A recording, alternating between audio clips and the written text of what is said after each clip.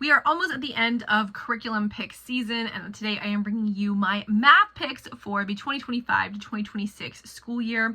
I will have twin rising first graders, although they will be quite young for their age, and I am going to be telling you what our plan is for math. It is changing a little bit from my original plan, but I think this new direction is going to serve both my girls better and me as mama teacher better. So let's dive right in. Hello, if you're new, my name is Barecki. I am a mom of four. My oldest two kiddos are in high school and they have been public schooled the entire way, the entire journey, even during the pandemic. But I also have a twin 5.5-year-old girls, and we are secular homeschoolers homeschooling kindergarten right now, and we will be hopping into first grade next school year. Super excited to be continuing our homeschooling journey. It's been great. And math isn't bad, but math is challenging. So when we talk about math, I think you basically have like two camps. You have people who find math naturally stimulating and have an interest in a discipline enough to be excited about teaching math and to be able to talk confidently and competently about math. Then I think you have another camp of people who didn't have great math experiences, maybe didn't have great math instruction, and felt that they struggled in math without a lot of support, and therefore they have a lot of anxiety around math instruction. I fall into the latter category. I am definitely a stereotypical creative writing, history, English, ethics, social studies, like any of that kind of like literature, wordy based stuff, I can do all day long. Getting into the more analytical stuff, math, and particularly sequential math problems, I find very challenging. And I grew up in a time in the Deep South where girls were not encouraged to pursue math or science. People told me all the time, "Oh, honey, it's okay that you're not good at math. You're a girl. Just lean into your strengths." And so I did, but therefore my math skills and my math confidence isn't awesome. Like, I don't know all the nines times tables because I wasn't required to memorize it. Like, I should have, but I got away with not learning it. And so now as an adult, I'm like, what is 9 times 7? I cannot tell you. I'll have to think about it. So knowing that I am not a math person, math and numbers are not my strong suit. They give me anxiety because of how I was raised and the kind of lack of support that girls in general got going to school. I have leaned into Math with Confidence in kindergarten. So we have the Math with Confidence grade 1. I did not buy this for $2, although whoever found this for $2, 10 points to you, man, because someone bought this for $2 and then resold it on Thrift Store for $27, which is still $10 off the new copy, but still, what a steal. We are going to be using Math with Confidence grade 1. We've had a really good success with the kindergarten Math with Confidence. Here are the two workbooks. We do plan on using this. I bought this thinking we would just roll right into Math 1 because it has worked pretty well. However, the last two to 3 weeks, we have really stalled. I have been exhausted, and the idea of pulling this out and playing a warm-up game and then doing a whole very hands-on lesson that often involves more of a game and then doing a worksheet is tiring. It's tiring to me as somebody who works a full-time job and homeschools. I have also noticed that the 10 frame as a visual explanation of basically base 10 counting hasn't really resonated super great with my kindergartners. I don't know if it's just developmental because I have never had kindergartners before, or if it's that they don't really get the 10 frame itself. I didn't learn on a 10 frame. I used base 10 counting with the rods and the squares, but they don't seem to really get the idea of 10 as a unit or even 5 as a unit. They can count super well with their fingers. They can count pretty well with manipulatives, although one of my girls often double counts. We're really working on that right now. But the point is that the fact that this curriculum stresses the 10 frame as the only way it teaches base 10 really makes me anxious. It also hasn't taught anything about place value. That's a first grade skill. So I was a little hesitant, but I like Kate Snow's teaching approach. I like that it's playful. I like that it is open and go. I like that it has a lot of mastery.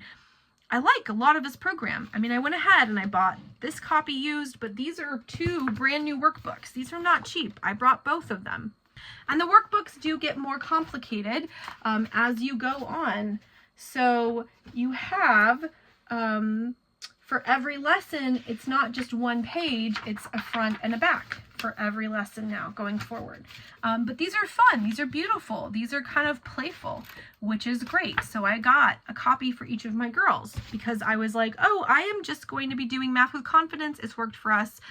Why fix what's not broken? Except the last 2 weeks, we just have really struggled to pull out the math because I am too tired to like lay out to play 10 minutes of a card game, to practice their 10 counting go fish, and then to do a 10 or 15 minute involved lesson, and then to do a worksheet. It just is exhausting to do every day for me. Yeah, I'm not loving that. So we are experimenting with a truly open and go workbook style curriculum. And that is Math Mammoth. We are experimenting with it, and we are going to be using it alongside the Math with Confidence all spring. If that goes well, and if this as a base teaching tool and then bringing in the Math with Confidence concepts as illustrative and reinforcement guides works, I'm going to just keep doing this. This is the plan right now. We have been doing the kindergarten review pages, and the girls seem to kind of like the idea of they work through their page and then they're done. It's got a very clear beginning, middle, and end for them, and that has worked really well. I have one kid who I think is a workbook kid. One of the twins definitely is like, give me an achievable piece of paper. Give me an assignment where I can see my progress and I can see my success, and I'm a happy camper. So noticing that about her and noticing my own burnout, we're going to try this. Part of the reason I decided to give Math Mammoth a shot, and I am planning on using them as the base curriculum for next year, is that it was on sale. I don't know how long the sale is running, so I'm not confident it will be available when this goes up, but there was a 25% off discount, and I bought the first 3 years. So first, second, and third grade bundle. It's all digital, so I will probably pay to have this printed and bound per grade or even per section, at least in the beginning, to kind of see what we like. I don't have a color printer. I only have black and white, hence this right here. I do like the idea, honestly, that we have a very traditional style workbook-based math, but we also have the option to bring this in to support this. So the vision I have for next year, and we're going to experiment in the spring, but the vision that I have for next year is to look at where Math with Confidence overlaps with the lessons in Math Mammoth. All right, so for example, this has numbers 1 to 10 and an addition. So let's say we do addition because Math Mammoth starts with some basic addition facts. I think what I may do is bring in one game per week that highlights one of the lessons being taught in Math Mammoth.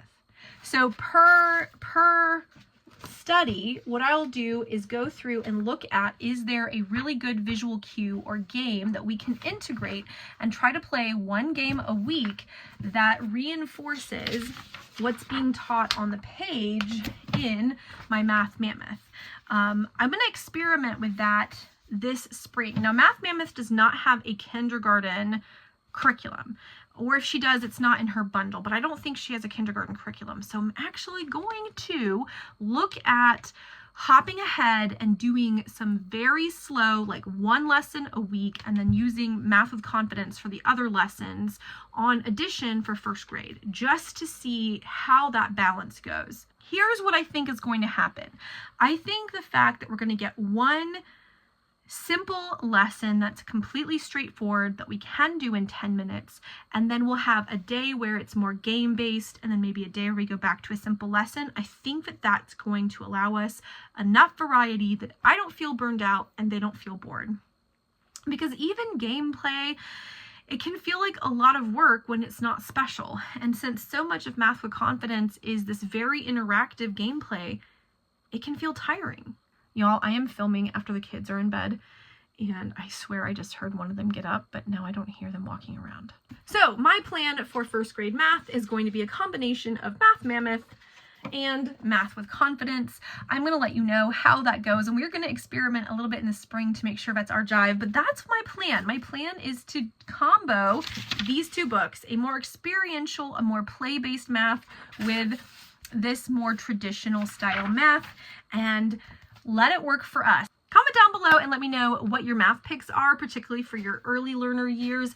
I have looked at Math UC, I have looked at Right Start Math, I have looked at Singapore.